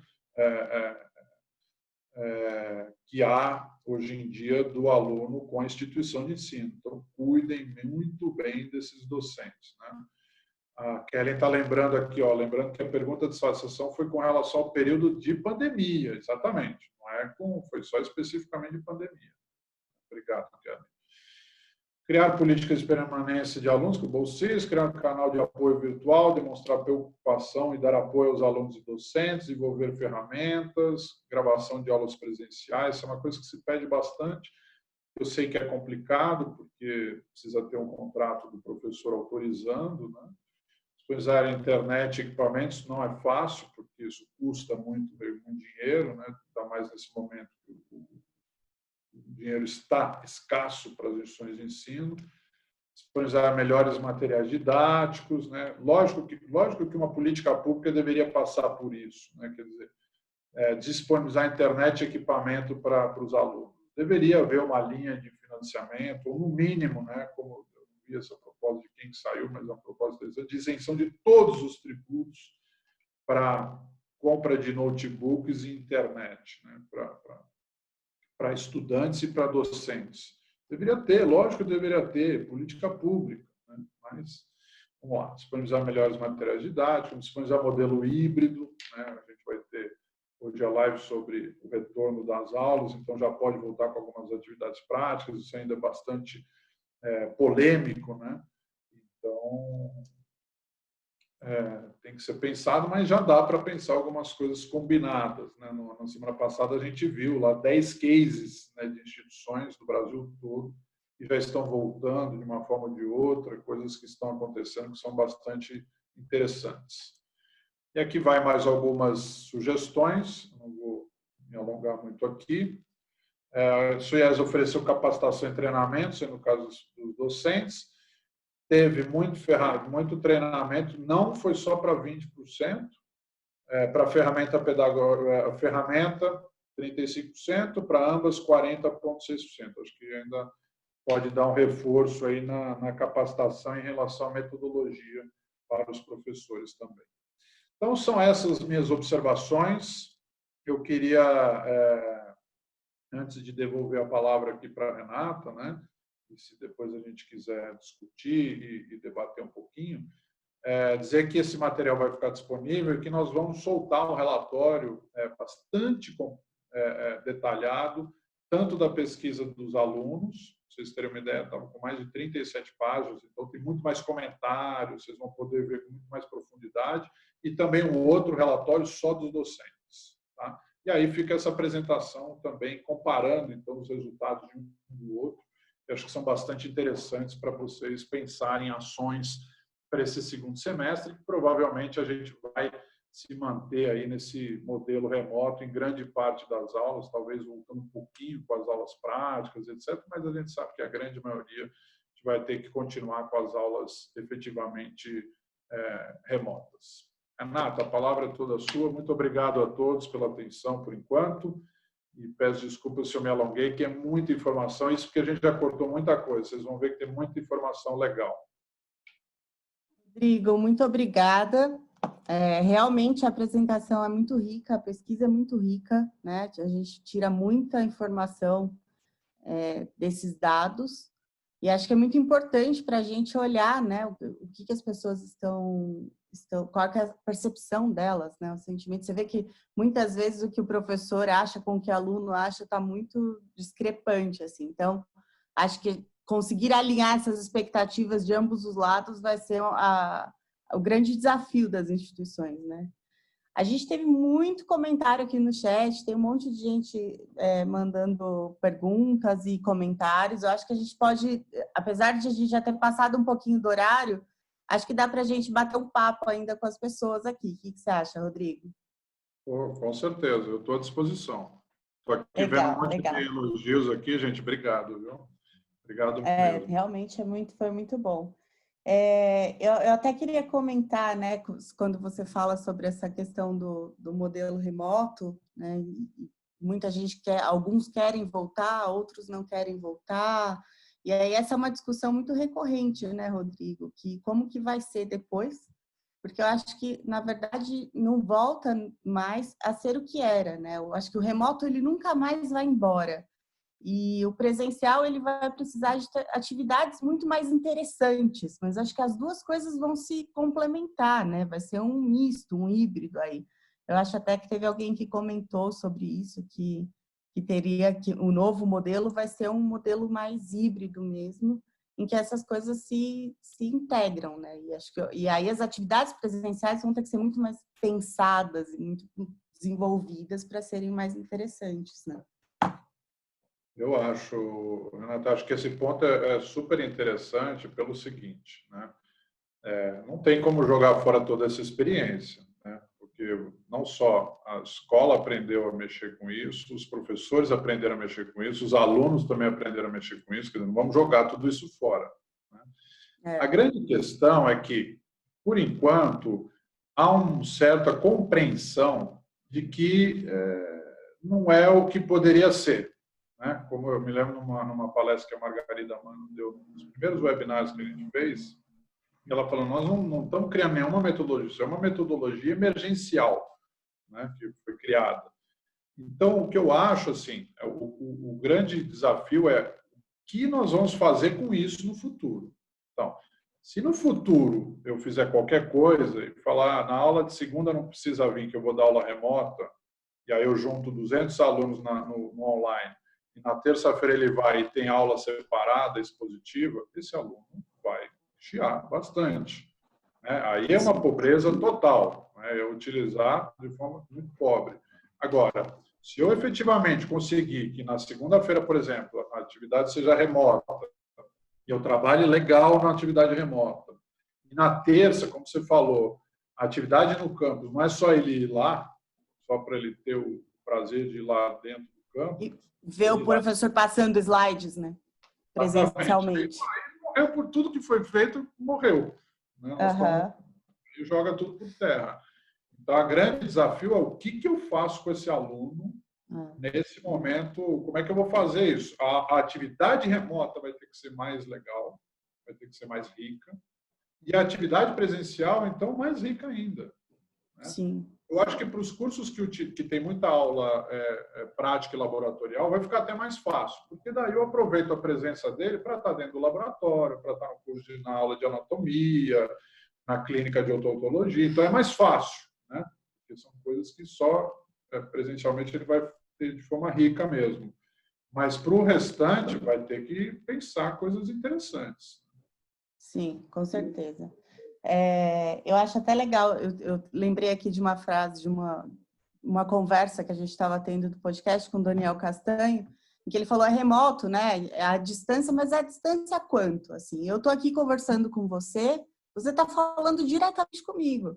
Assim, quanto mais distante não seria se nós estivéssemos num auditório com 200 pessoas e você em cima de um palco falando para todo mundo? Assim, qual é o acesso, quanto que a gente conseguiria conversar, né? Talvez a gente esteja mais próximo até. Então, acho que é saber usar isso de fato, né? E acho que entender também que, assim, como você falou, foi um momento emergencial, né? A gente entrou numa crise, todo mundo precisou se adaptar da noite para o dia. E acho que não entrar no desespero, né? Nós estamos aprendendo, estamos lapidando agora esse formato, né? A gente vai chegar lá. Então, faz parte do processo também, né? É legal esse comentário que você fez pelo seguinte, né? Eu vi, acho que foi o Daniel Castanho, né, que fez essa Isso. analogia, né? Eu acho duas coisas em relação a isso. Se você pegar um auditório com 300 pessoas, por exemplo, e todo mundo só assistindo o cara lá na frente, você está distante, né? Se você chegar no Zoom e falar aqui com todo mundo puder falar no chat, etc., quem quiser abrir e falar, pode falar, e eu tiver poucas pessoas, legal. Agora, se eu tiver um Zoom com 300 pessoas, aí é muito mais longe do que no auditório. No auditório, eu estou falando com a pessoa do lado, eu estou vendo a pessoa da frente, eu estou vendo o cara levantar, eu estou vendo coisas. Agora, exatamente. 300 pessoas com a sala fechada, com a câmera fechada, etc., aí nós estamos muito mais longe. Então, só tomar esse cuidado. Por isso eu estou insistindo muito nisso, né? Porque as pessoas estão achando que o remoto agora é maravilhoso. E o remoto não é maravilhoso assim dessa maneira. Você tem que cuidar dele tanto quanto do presencial, né? Não é... Exatamente. É muito legal. O Anderson mandou uma pergunta aqui, Rodrigo. Ele fala: a pandemia trouxe à tona o debate e a implantação de aulas remotas. Mas sabemos que não é um assunto tão recente. O que fez a instituição se preparar antes da pandemia das aulas remotas, uma vez que já existia um modelo de AD e já tinham ferramentas mais acessíveis para isso? Por que elas não se prepararam antes, né? Há algum estudo em relação a isso? Anderson, eu acho essa pergunta muito interessante. Sabe por quê? Eu diria que não é só nas aulas, é no trabalho home office, nas reuniões. O que a gente não usava antes? Nós tínhamos o Skype, nós tínhamos o Semesp, por exemplo, contratou o Zoom, acho que há 3 anos atrás para a Universidade Corporativa, nunca usou. Aí nós eliminamos, fechamos, cancelamos o contrato, e aí veio a pandemia e correndo tivemos que recontratar um negócio que a gente nunca tinha usado e aprender a usar. E é simples para burro. Por que a gente nunca usou? A gente pegava o avião para fazer reunião, né? Isso acontece, não entendo. Eu acho que assim era a comodidade. Eu acho que nós temos essa questão da inércia e se conformar com aquilo, né? E vai indo. Né? Mas sem dúvida nenhuma, como você falou, o Skype existe há quantos anos, gente? O Skype é muito antigo, né? Como você bem falou, Anderson. Então realmente é muito curioso. Quer dizer, precisou da pandemia, né? Da dor ali, do sofrimento para a gente fazer isso. E agora a gente está gostando. Né? Lógico que eu tenho até arrepio quando eu penso em voltar à rotina normal, de todo dia sair e trabalhar, voltar, chegar às 9, sair às 6. Para que aquilo daquele jeito? Eu quero voltar. Sinto muita falta de encontrar as pessoas, sinto que a gente perde intimidade, sinto uma série de coisas. Mas a rotina que a gente tinha, para que aquilo? Né? Como você falou, né, Renato? Para que pegar avião para uma reunião de 1 hora, 2 horas em Brasília? Né? Então, realmente é uma incógnita, Anderson. Acho que vale a pena discutir sobre isso. Legal. Rodrigo, eu queria abrir a palavra aqui para o Fábio Reis. Ele quer te fazer uma pergunta. Fábio, tá por aí? Oi. Olá, Fábio. Só não vamos falar Oi, Rodrigo. Tudo bem? Parabéns pela apresentação, né? E um belo trabalho que a equipe do Semesp fez. Você estava né, durante a apresentação, eu anotando aqui algumas ideias. Você concorda que hoje, né, as nossas instituições elas precisam cuidar do design do modelo acadêmico, do desenho? Né? Foi interessante a pergunta do Anderson, porque nós já temos EAD e estamos discutindo tecnologia há muito tempo, né? Mas parece que cuidamos muito pouco do modelo, né? Que tipo de modelo que realmente engaja o estudante. Então, design enquanto engajar, enquanto teoria e prática. Nós falamos muito, né? A tecnologia vai substituir o robô, né? Esse momento da pandemia mostrou que não, né? Se você conciliar design, formação de professor, boa tecnologia, é incrível ver como as universidades norte-americanas, que vivenciam muito a experiência dos estudantes no campus, né, E eles vão para cidades e moram dentro do campus, né? E agora estão tendo que dar conta de uma tecnologia que permita um mix, né? E nós vamos ter que dar conta de qual a melhor tecnologia, né? Mesmo usar as tecnologias básicas, né? Como não adianta abrir o Zoom e começar a dar uma aula, né? Como que você divide em grupos, como na experiência do Márcio Chances que você comentou, né? E suporte, né? Nós vamos precisar investir muito em suporte para os professores, né? Então, se eu quero ter uma turma de 100 ou 150, o professor não vai dar conta.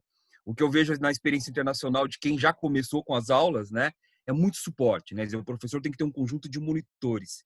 Isso custa, mas isso também faz com que os estudantes permaneçam na instituição, né? O desejo de evasão ou a possibilidade de evasão é menor. Você acredita que é por aí, né? Suporte, tecnologia, professores, design e um modelo híbrido, né? A gente está vendo universidades que, inclusive, se eu tenho 100 estudantes, 50 vão no dia, outros 50 vão no outro. Quem não vai no campus está assistindo de uma maneira remota em qualquer lugar, mas está acompanhando a mesma aula que quem está presencial. Você acha que esses são fatores críticos aí de sucesso? Muito boa pergunta. Eu acho que e essa pesquisa, Fábio, ela trouxe exatamente à tona tudo isso. Eu assim, resumindo um pouquinho do que você colocou, eu diria que os grandes desafios, né, na minha visão, e você está colocando também, né, na sua também, são esses pilares. Então, tecnologia, né, comunicação e suporte, né, nesse modelo novo, ninguém sabe se comunicar direito, né, como é que fala com quem, o coordenador fala com quem, o reitor fala com quem, a secretaria acadêmica fala com quem tem autonomia para quê, quem manda, quem dá as diretrizes, tudo isso está muito mal resolvido ainda, não é fácil, né? A gente sabe que não é fácil. E depois, as duas coisas combinadas, que é um novo design de curso, né? novos desenhos de currículos, né? de planos de aula, de formas de aula, e aí envolve também as formas de avaliação, trabalhos, etc., que está intrinsecamente ligado com a questão dos professores, né? E aí o que eu vejo dentro são os 4 pilares e são os 4 que a gente tem que melhorar, que as pesquisas mostraram isso, que a gente precisa melhorar no longo tempo. Isso não quer dizer que a gente está ruim, etc. Não é isso que eu estou falando, né? Todo mundo sabe que tudo isso foi feito a toque de caixa, etc. Mas eu acho que assim a tecnologia ela é o menor dos problemas, né? Porque o problema da tecnologia é dinheiro, é investimento, tudo bem. Mas ela está aí, a tecnologia está disponível, a infraestrutura está disponível. Quer dizer, como é que eu vou melhorar isso? A grande questão é a questão hoje que eu acho que as instituições precisam avançar mais é na questão da formação dos professores, né? Eu acho que tanto para eles que sentem isso, né, a falta de ferramentas de avaliação, falta de ferramentas de interação, ferramentas quando eu digo metodologia, não falo em tecnologia, falo em metodologia, né?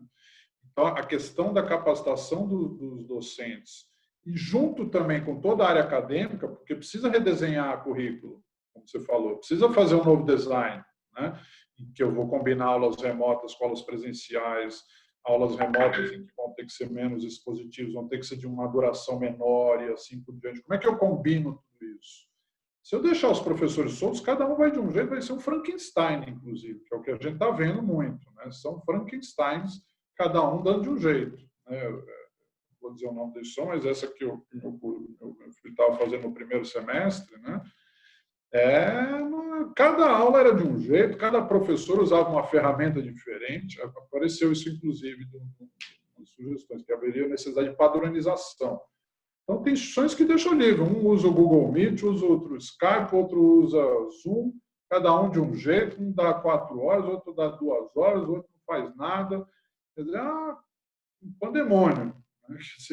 Então, é preciso haver um desenho claro, né? Isso precisa de diretrizes da instituição. Você não pode ficar largado pensando que, lógico, todo mundo tem que ter autonomia, tem que deixar ele criar, tem que ser um cara doutor, um cara mestre, um cara que, né, também não vai falar para ele, ó, você tem que apertar o parafuso assim, assado. Não é isso. Mas você tem que dar diretrizes, né? Então, eu acho que o grande desafio para o novo normal, né? Não gosto de usar muito essa palavra, mas virou moda, mas desse modelo em que a gente vai poder trabalhar com aulas presenciais e aulas remotas, né, combinando tudo isso, e também usando um pouco daquele EAD assíncrono, né, que a maioria não gosta, né, que é aquele com atividade pronta lá no LMS, meio padronizado, pasteurizado, igual para todo mundo, né? Você pode usar um pouquinho, combinar com aquilo também um pouco dentro desse novo modelo. Não estou falando que é descartável, não é isso. Tem coisas boas, muito boas, mas não é só isso, né? Um curso superior não pode ser aquilo, né? Essa é a grande questão, a gente concorda sobre isso, né? O Fábio já falou várias vezes sobre isso.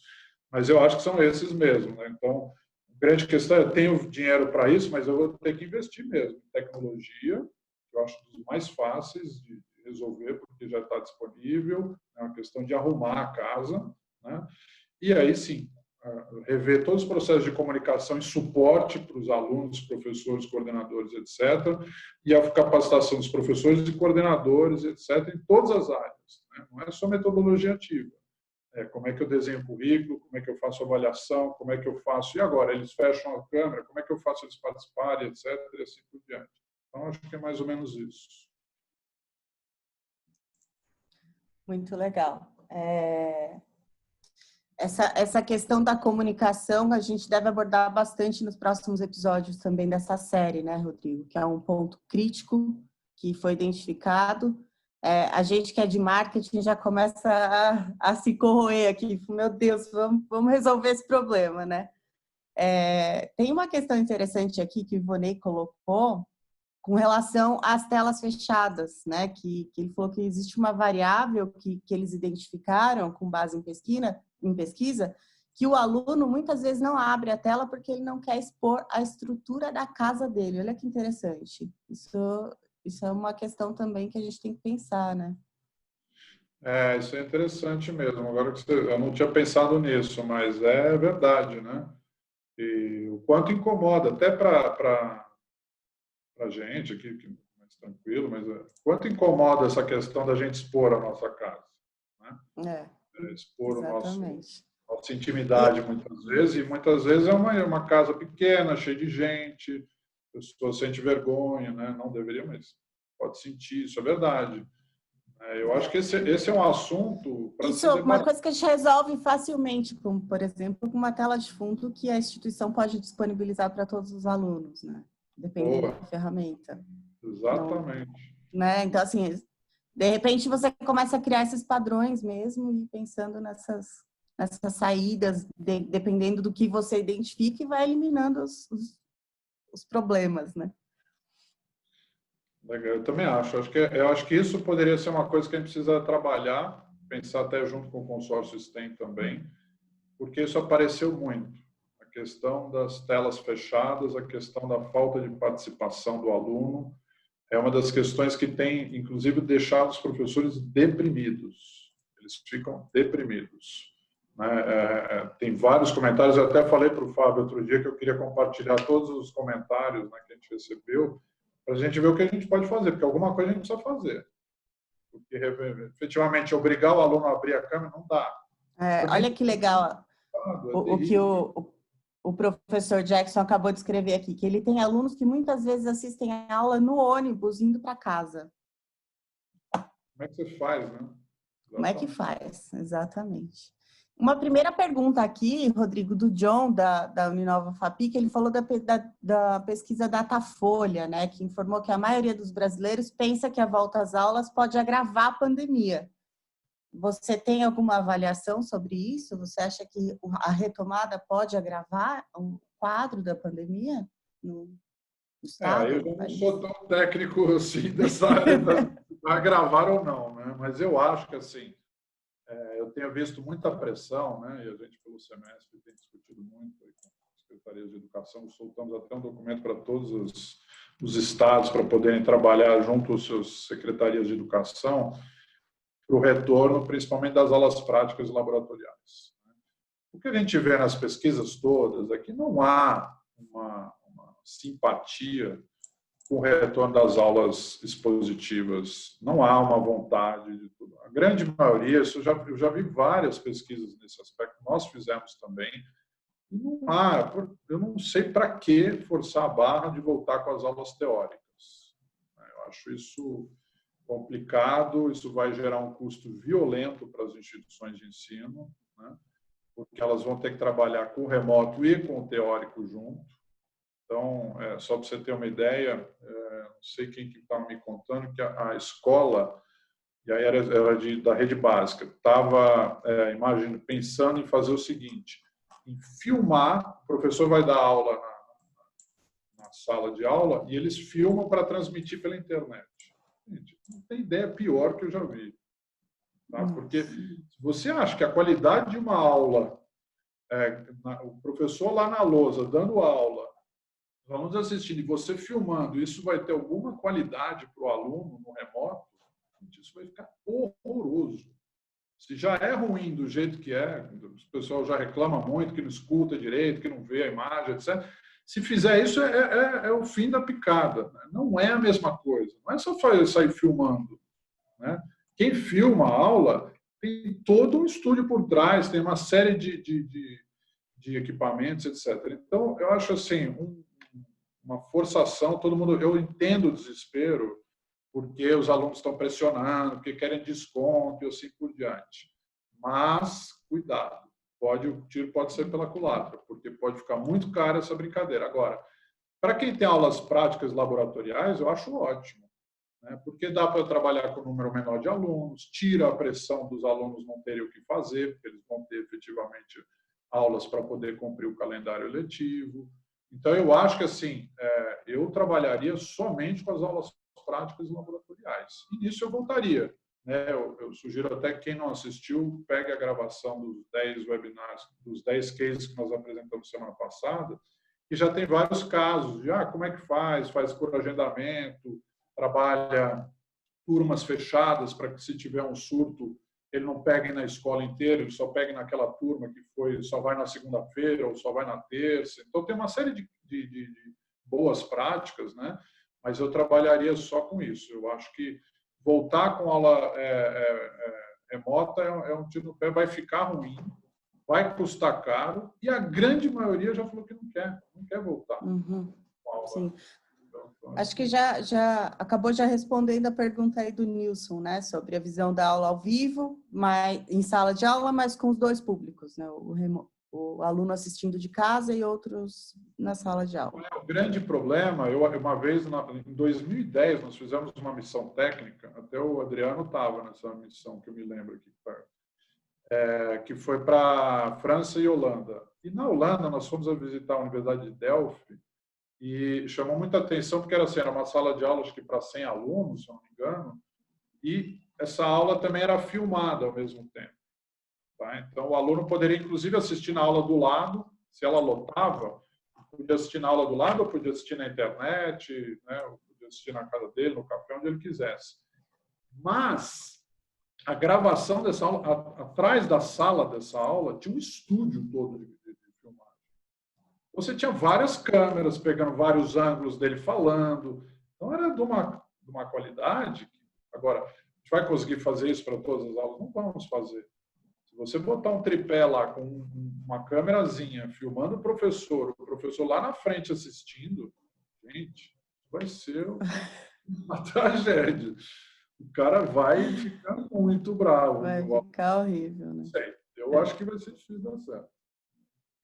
Bom, Rodrigo, acho que o papo foi muito bom. A gente já extrapolou aqui um pouco o nosso horário, quase meio-dia já. O pessoal deve estar com fome. Posso falar uma coisinha, Renata, aqui, que o Rafael faz. Primeiro, ele fez uma brincadeira no começo, né? Ele veio dar uma paulada, falando que você estava ótima, mas que eu estava cada dia pior, que a pandemia estava acabando com... Agora ele já se arrependeu. Aqui ele veio querer bajular. Ele está como um bom vinho, cada vez melhor. Agora não adianta mais. Agora não adianta mais, Rafa. Já... Legal. Ótimo. Rodrigo, muito obrigada pela sua apresentação. Foi realmente muito rica. Eu acho que com esses dados dos próximos episódios, os profissionais de marketing vão poder trabalhar muito mais, assim, essa questão da comunicação, dessa organização, de reorganizar a casa, como trabalhar, né, com tudo isso, né, e mais a captação e retenção agora para o segundo semestre, para o ano que vem. Então, acho que foi muito importante. E os próximos episódios também serão muito, muito legais, eu tenho certeza. Já estou ansiosa aqui para participar até.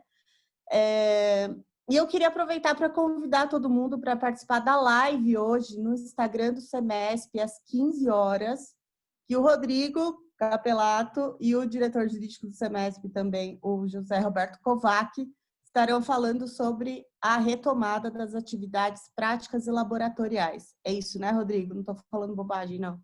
Isso, Hoje tem overdose de Rodrigo Capelato. Eu fazia apresentação hoje, por coincidência. É muita coisa, né? A gente tem que falar de muitos assuntos, a gente já acaba não achando mais espaço na agenda. Então, a gente está... E é um tema que está dando muita confusão, muita gente fazendo confusão, porque saiu um decreto inicial, aí depois o secretário aqui em São Paulo fez uma coletiva colocando outras regras, daí todo mundo acha que se sobressaiu sobre as primeiras, mas também essas novas que ele falou no seu decreto.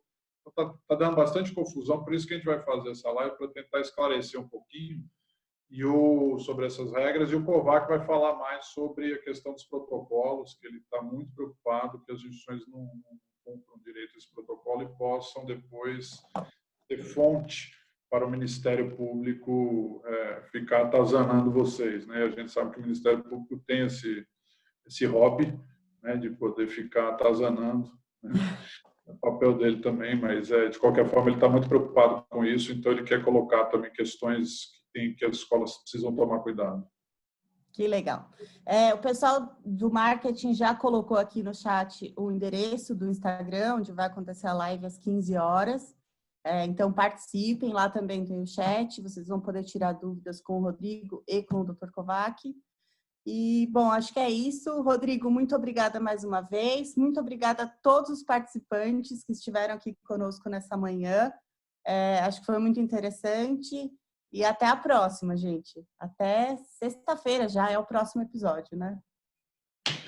Não percam. Vai ser muito legal discutir. Eu quero ver como é que os profissionais de marketing agora vão discutir isso. Inclusive você, Renata, que é uma grande especialista nessa área. Opa! E vai estar seguindo tudo isso. Não deu tempo, mas eu queria depois saber como é que você trabalharia tudo isso aí que a pesquisa colocou como desafio para todo mundo.